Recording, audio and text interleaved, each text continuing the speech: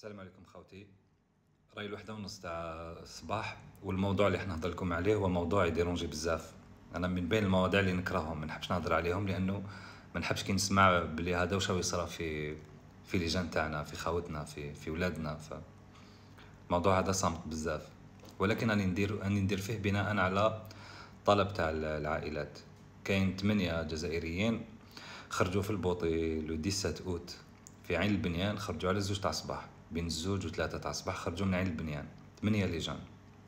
الاهالي تاعهم واحد ما كان على بالو بلي ولادهم راح يحرقوا. ومن 17 اوت لليوم ما بان عليهم حتى خبر، ما كاين حتى خبر عليهم. يعني ما رانا عارفين الا وصلوا، ما رانا عارفين الا كاش ما صرا. البحر واعر.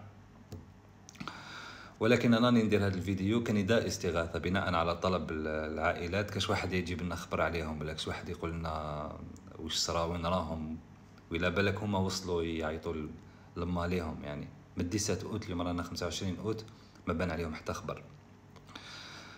دوك نعطيكم الاسماوات تاع الشباب هذو 8 اللي راحوا مع تواريخ الميلاد. الشباب هما كيشاوي شعيب المولود في 4/11/1996، بعيطيش محمد امين المولود في 28/3/2005، عويدات عادل المولود في 5/8/2003، بن غانم حكيم المولود في 8/8/1993، بونيب أيمن المولود في 17/أفريل/2003، كفي كتيب المولود في 5/جانفي/2003، وبولا غاب ياسين تاني تراه معاهم. راحوا في بوطي الزرق، الموتور تاعو 40، كانوا رايحين لإسبانيا إلى جزيرة لابالما ولا بالما، ما بيش اسمها لابالما ولا بالما.